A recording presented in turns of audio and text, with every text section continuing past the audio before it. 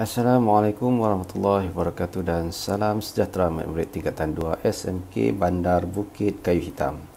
Okey, baik, hari ini insya-Allah kita akan teruskan dengan bab 9.2 iaitu pecutan. Untuk topik ini kita akan fokus kepada hari ini iaitu pecutan dan nyah pecutan. Okey, jadi tolong ambil buku teks muka surat 173 dan kita akan tengok di situ pecutan dan nyah pecutan. Okey. Kita teruskan untuk slide seterusnya. Okey, pecutan ataupun nyah pecutan ni kita akan fokuskan kepada benda ni yang pertama untuk standard kita akan menerangkan maksud pecutan dan nyah pecutan sebagai suatu kadar yang melibatkan laju dan masa. Okey, kita akan tengok laju dia berapa, masa dia berapa, kita akan dapatlah pecutan tu berapa. Jadi benda-benda ni kita dah pelajari di bawah ni bab yang sebelum ni. Apakah dia katakan laju, apakah dia katakan masa yang ada dalam laju tu dan juga jarak yang ada dalam laju tersebut. Okey, jadi kita akan tengok macam mana mendapatkan pecutan. Apakah definisi pecutan? Okey, pecutan ni secara definisi asasnya iaitu peningkatan laju terhadap masa dan dinamakan pecutan. Okey, jadi contohnya dalam buku teks tu dia buat gambar orang lawan lari kan, lumba lari. Okey, jadi daripada kelajuan yang kosong tu dia pecut menjadi semakin laju lah. Itu dinamakan peningkatan laju. Bila meningkat laju je automatik dinamakan pecutan. Macam kita naik motosikal, daripada tak bergerak kita pulas throttle tu atau minyak tu, dia akan semakin meningkat daripada kosong naik 10, 20, 30, 40 dan 50 dan seterusnya sampailah yang terakhir dia tak boleh pergi dah berapa. Itu dinamakan peningkatan laju, tu dinamakan pecutan. Sebab tu bila kita akan kata okey pecut. Pecut tu maksudnya ni lah peningkatan laju.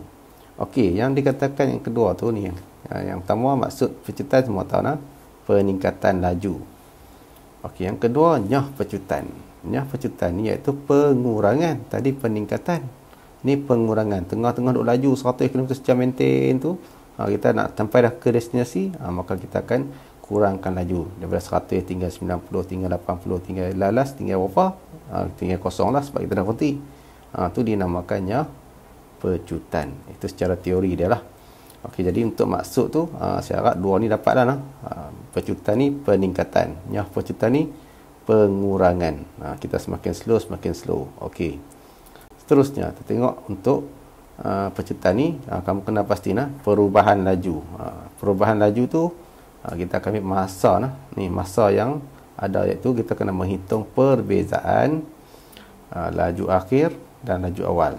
Laju akhir dia berapa, laju awal kita tolak, kita akan dapatlah perubahan laju yang ada dalam situasi itulah untuk kita kira sebagai pecutan yang nak berapa minit.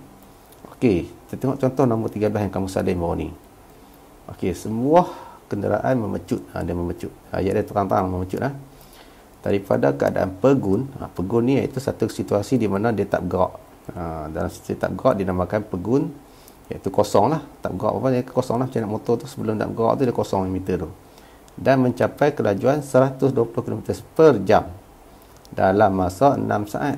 Okey, hitungkan pecutan. Dalam masa 6 saat tu, okey, dia nak pecutan tu berapa untuk kelajuan yang macam ni.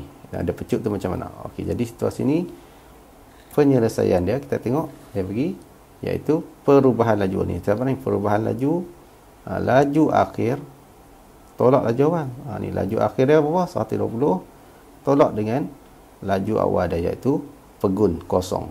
Jadi 120 tolak kosong dapat 120 lah. Bahagi dengan pasal apa di sini dia buat 60 darab 60 sebab sini satu jam. Okey, 1 jam maksudnya 60 darab 60 dia akan dapat dalam saat lah. Ini untuk saat ni. Jadi kita akan dapat 0.033 km per saat. Ini untuk perubahan laju. Dan untuk pecutan pula kita ambil formula lah. Ambil perubahan laju ni bahagi dengan masa dia 6 saat tu. Sebab sini saat lah kita dapat, maka sini boleh bagi saat lah. Jadi kita dapat jawapannya adalah 0.0056 km per saat atau boleh tulis dengan km per s. S tu saat kuasa 2.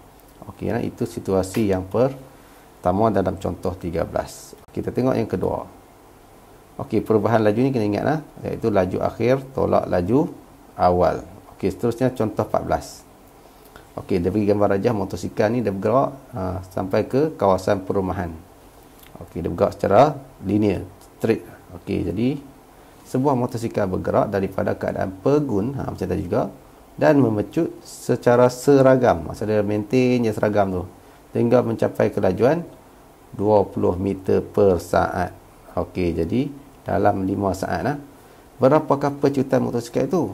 Okey, pecutan dia ambil macam ni lah.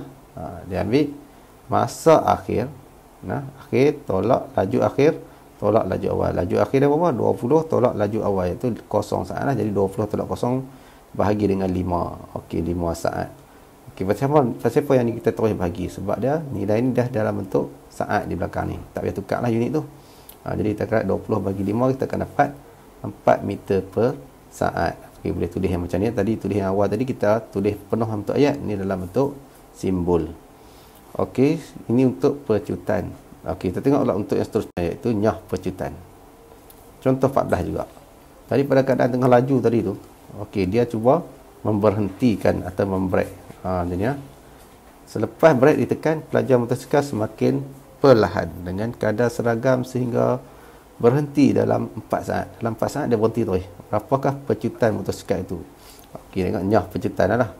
Okey, jadi di sini dia buat pecutan dia dulu. Pecutan iaitu 0 tolak laju akhir. Laju akhir dia berhenti 0 lah. Tolak dengan laju masa awal tu. Okey, jadi 0 tolak 20 dapat negatif 20 bahagi dengan 4 saat. Okey, jadi kita akan dapat nilai dia adalah negatif 5. Okey, dalam situasi ini menunjukkan ini adalah nyah pecutan. Maka kita boleh tulis macam mana? Kita boleh tulis dalam tanpa negatif. Kenapa tanpa negatif? Sebab dah macam inilah. Pecutan, okey, ataupun nyah pecutan ni, nyah pecutan ditulis tanpa tanda negatif. Cuma kita kena tulis perkataan itulah nyah pecutan. Tadi pecutan. Itu situasi kalau melibatkan nyah pecutan. Walaupun jawapan negatif, kita kena tulis dalam situasi yang positif. Cuma ayatnya di dalam tu dia kena tulis nyah pecutan. Okey, itu untuk soalan nombor ataupun contoh 14. Okey, kita tengok seterusnya. Jom cuba 9.2. Okey, untuk situasi ini kita tengok soalan nombor 2 lah. Kita tengok soalan nombor 2, iaitu hitung pecutan bagi situasi di bawah. Pecutan, dia nak pecutan. Jadi yang dia bagi sebuah kereta memecut 60 km daripada 60 tadi pegun kosong, sini 60, dia start 60 km per jam kepada 100 km per jam dalam masa 30 minit. Okey, jadi di sini kita tengok situasi ni. Nak mudah cerita, kita kena tukar 30 minit jadi jam. Okey, 30 minit dia bagi jam dapat apa? Setengah jam. Okey, jadi kita buat situasi dia. Kita boleh tulis macam ni lah. Okey, maksud dia kita tulis laju akhir tolak laju awal. Jadi 110 km per jam tolak 60 km per jam. Okey, bahagi dengan masa dia berapa? 30 minit dalam jam, kita akan tukar dapat 1/2 jam. Okey, jadi kita akan dapat jawapannya adalah 110 tolak dengan 60, kita akan dapat jawapannya adalah 110 tolak 60, kita akan dapat 50. Okey, 50 bahagi dengan setengah. Ambil tekan kalkulator. 50 bahagi dengan 1/2. 1/2. Maka kita akan dapat 100. 100 ni nak tulis macam mana? Tulis balik kilometer per jam.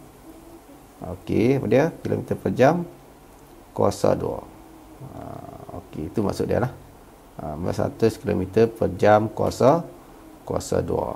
Okey, ini situasi yang pertama. Okey, situasi yang kedua lah. Situasi yang kedua.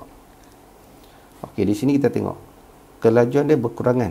Bot ni, okey, laju dia berkurangan daripada 70 kepada 40. Jadi laju akhir tolak dengan laju awal. 40 tolak 70. Okey, ini dalam kilometer per jam lah. Ni kilometer per jam juga. Jadi 5 minit ni nanti kita akan tukar kepada jam. Okey, jadi bahagi dengan 5 minit tukar kepada jam apa? Ambil 5 bahagi dengan 60. kita akan dapat jawapan dia 0.083. Okey, jadi nak mudah serta kita buat kurungan di bawah ni senang. 5 bahagi 60. Okey, tekan kalkulator.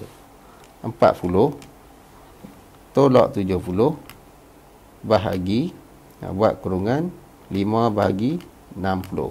Kita akan dapat jawapannya adalah,